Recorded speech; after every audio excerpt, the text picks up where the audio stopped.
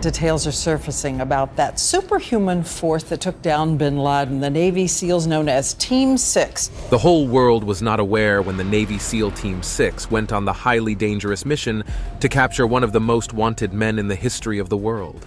The United States has conducted an operation that Osama bin Laden, the leader of Al-Qaeda. However, for the first time, the truth of what truly happened in that secret compound used as a hiding place by Osama bin Laden is finally out, as one of the SEAL team members has revealed what happened, including all the drama, suspense, and near misses. If given the opportunity, this is not an assassination, you will capture him alive if feasible. Stay tuned as we bring you all the shocking details of the capture of Osama bin Laden by Navy SEAL Team 6. The manhunt for Osama bin Laden would go down as one of the most intense in the history of humankind. In the dogged pursuit, the trail for the world's most wanted person spanned various countries and brought together numerous intelligence agencies and military units. Bin Laden had been on the US government's radar for a long time due to his position as the head of a global terrorist organization. As such, multiple security agencies had thick files on this single individual. However, following one of the most horrific human-orchestrated disasters in history, the hunt for bin Laden intensified, with the main goal being to neutralize him as an ongoing threat to humanity. Playing a crucial role in the manhunt was human intelligence, or HUMINT. It involved informants and captured operatives giving up vital information as to the whereabouts of bin Laden and details of the Al-Qaeda operations. Another important tool was signals intelligence of SIGINT. It allowed security operatives to intercept communications between suspects or targets associated with bin Laden, helping to paint a broader picture of his movements and plans. These, however, were not enough to pin down bin Laden, who was aided by a complex network of supporters and collaborators. Making the manhunt more challenging is the terrain of Afghanistan, where he was long suspected to be hiding. Rugged mountains and cave networks provided natural hiding places for the fugitive and his closest associates, helping them to evade detection. The US military and its allies tried very hard to dismantle the Al-Qaeda, including engaging in direct combat. However, the harsh terrain of bin Laden's hiding spots made it a very difficult mission. As stated earlier, the hunt for bin Laden took security operatives to multiple countries.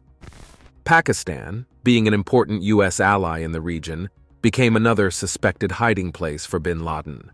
This was due to its proximity to Afghanistan and the fact that it hosted multiple militant groups on its soil. Despite being an ally, the working relationship between the US and Pakistan was fraught with tension. Pakistan often faced skepticism in the joint search, as it wasn't always clear how much of bin Laden's movement Pakistan knew and how much of the information it was providing. Meanwhile, the US was complementing its intelligence gathering and military effort with diplomatic moves. It collaborated with other countries to disrupt Al-Qaeda's financial network, which would curtail the organization's ability to recruit more supporters. The US also deployed the best technology in the search. Its operatives, backed by the infinite financial might of the US, left no stone unturned with the use of satellite imagery, unmanned aerial vehicles or UAVs, and advanced communications systems to track bin Laden's movements and gather intelligence. The tools give them the opportunity to monitor and analyze data and support the boots on the ground. Osama bin Laden, however, would continue to evade capture, until SEAL Team 6 stepped. The Navy SEALs have been popularized by movies like Lone Survivor, American Sniper, and Active Survivor. This unit of dedicated fighters lived up to their larger-than-life image. The SEAL Team 6 is known officially as the U.S. Naval Special Warfare Development Group, and it is among the most elite special operations forces in the whole world. This unit is popular for how rigorous its selection process was, not to mention the extensive training involved. Its members develop top-notch skill sets that enable them to handle high-stakes missions that require precision, stealth, and the highest level of efficiency. The SEAL Team 6's mission to capture bin Laden was codenamed Operation Neptune Spear. The choice of SEAL Team 6 for this mission was not arbitrary. The unit specializes in counterterrorism operations. They have been sent after high-value targets in the past. They can handle the complexities of missions into hostile territories or finding their way in unfamiliar environments. They are also experts in close-quarter combats, which were expected in missions like this one. Some of SEAL Team 6's achievements included rescuing hostages, taking out terrorist threats, and gathering intelligence in different environments, from maritime to urban settings. Operation Neptune Spear passed through many stages during the preparation. The strategists had to weigh multiple options and how effective they could be due to the uniqueness of this mission. One of the strategies initially considered was going the bomb route. This would have required B-2 stealth bombers to launch a missile strike. However, this would have required ground cooperation as local forces might be needed. In addition, bombing or missile strikes came with the risk of collateral damage. It could also make it difficult to confirm if the target was exterminated if there was no on-ground component to carry out verification. This verification was crucial in high-stakes missions like this one, targeted at bin Laden. Collaborating with local forces had its own risks. There is the risk of compromising the mission's secrecy or leak info that could aid the target in escaping. Ultimately, the direct assault strategy was selected. While riskier, it allowed for the target to be positively identified, minimize collateral damage, and gather crucial intelligence. Despite the exceptional capabilities of the SEAL Team 6, the preparation was extensive. The team practiced and rehearsed for the team like their life depended on it. The training was specific to the mission, including a full-scale model of the target compound. This helped them to familiarize themselves with the layout of the compound, including the potential challenges they might face while penetrating the buildings. Very few people knew of the mission. Only President Obama, some senior officials, and just a handful of the U.S. military personnel were in the know. Gathering intelligence for the mission was an uphill task. The target compound, where about 25 people lived, was surrounded by very high walls that barred anyone from seeing inside. There were privacy screens on the building's balconies that blocked out sight lines. There were no phone lines to tap or internet connection to monitor. The occupants also took the precaution of burning all their rubbish right inside the compound, instead of risking their rubbish being intercepted and mined for valuable information. The occupants and occasional visitors could only enter through a tall green metal gate that opened into a passageway edged on both sides by more tall walls. There was another gate to pass through before accessing the compound properly.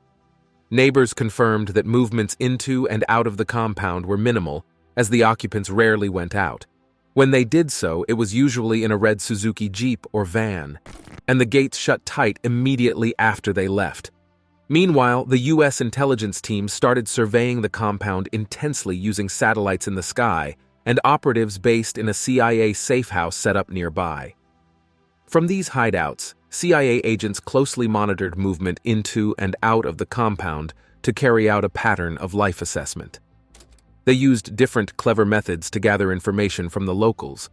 One of them was knocking on doors in the area while pretending to be potential property buyers.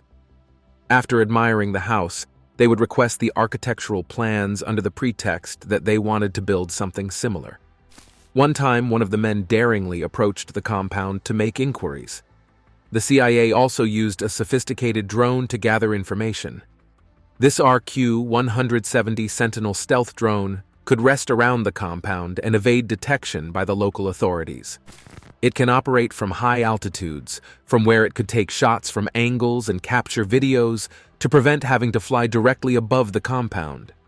However, as notes revealed later, even with all the resources dedicated to this mission, the CIA was still unable to positively identify bin Laden as the person who was often seen strolling up and down the compound. But to keep tabs on him, the CIA nicknamed him the Pacer. In addition to this, his associates went to great lengths to pass undetected.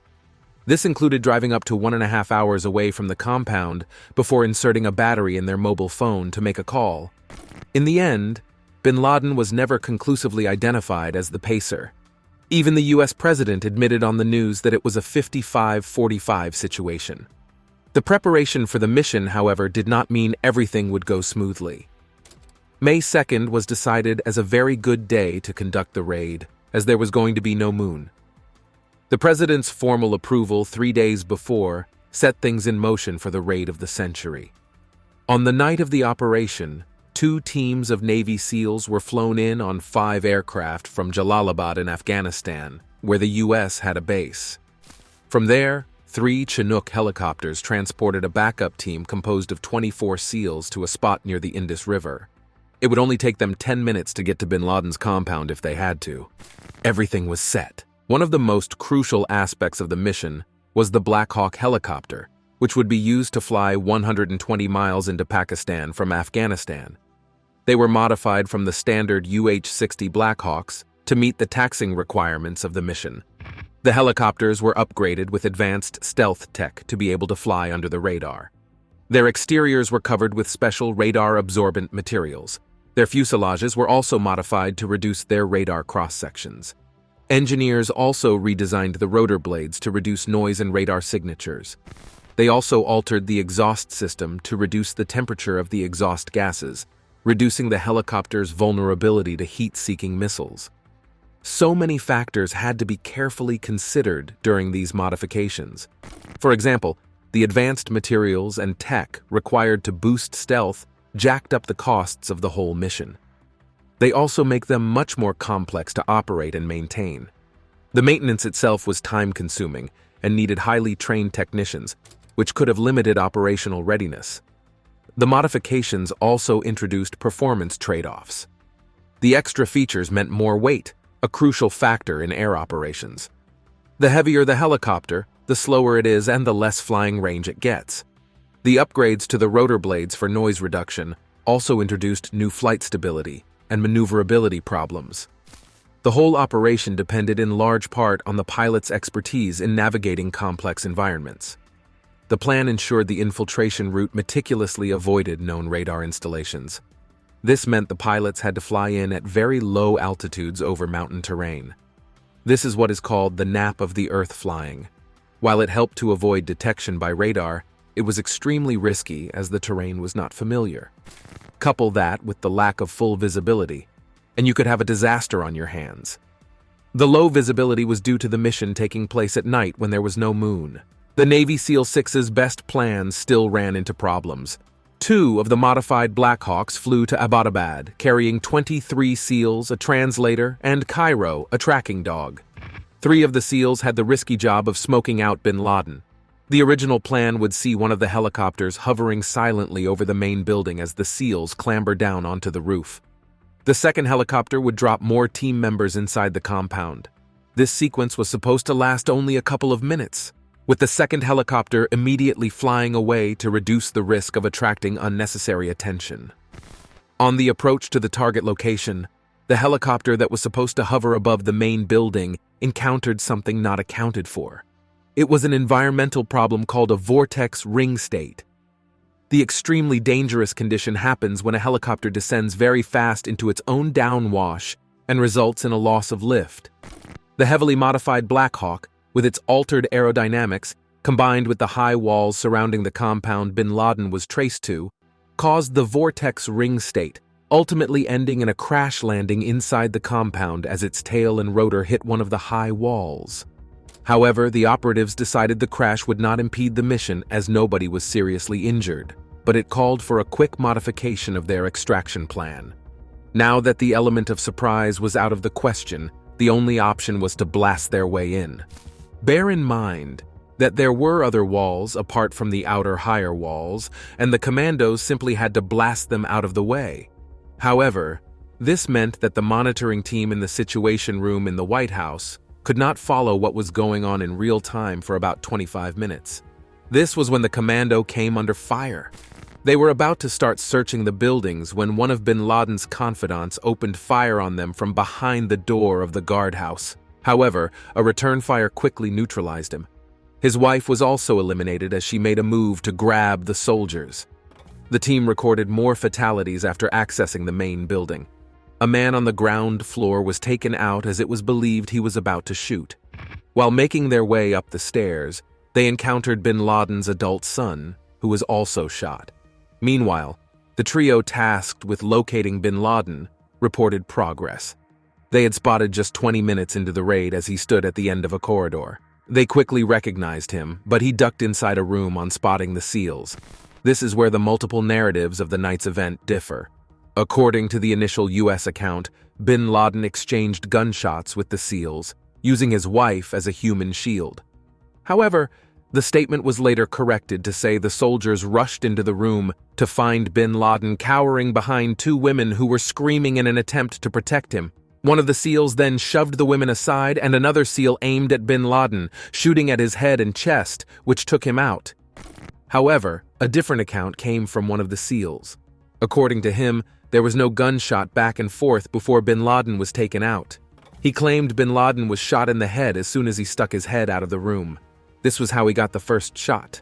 He was still breathing when the SEALs entered the room, although seriously injured before he was finished off. Whatever the correct sequence of events was, one of the soldiers broke the news of the demise of one of the most wanted men by radioing his commanders, Geronimo Ekia. This is the military's language for enemy killed in action. The SEAL team had pulled off one of the toughest military missions ever.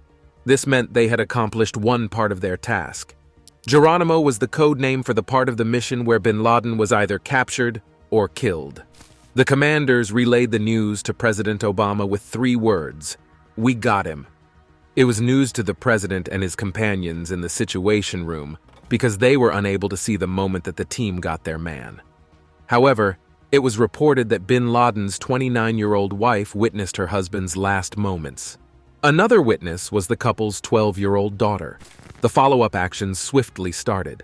The team began to photograph his body, and that was when they discovered an AK-47 and a Russian-made Makarov pistol in the room. However, bin Laden did not use them. Meanwhile, the Pakistanis were starting to suspect something was going on. Even though they were not kept in the loop, the Pakistani Air Force began scrambling some of its fighter jets. This set off alarm bells in Washington, as it could mean the SEAL teams could run into problems before making it back to Afghanistan. Although Pakistani was not alerted of the raid in advance, the U.S. officials had informed their counterparts in Pakistan once the Black Hawks had entered Pakistani airspace. They were only told the soldiers were coming for a high-value target, but did not learn just how high-value the target was. Once bin Laden was confirmed dead, it was time for the SEAL team to leave. But that was not before going through the rest of the compound, picking things that could aid further investigation. The team snapped up documents, computer hard drives, memory sticks, DVDs, CDs, cell phones, and other materials. The information obtained from the seized documents sheds more light on the life led by the notorious bin Laden. The CIA would release some of the materials to the public. The collection contained about 470,000 files, or about 250 gigabytes of data. What would items seized from a famous terrorist look like? The assortment contained letters originating from Al-Qaeda, videos, audio files, and mundane correspondence with family. However, other items showed a side of bin Laden's everyday life. The trawl included videos on crocheting flowers, pirated Nintendo games, and Hollywood films. Bin Laden's journal was seized too, with entries up to the day of the raid, providing an insight into his minds in the days leading to his death.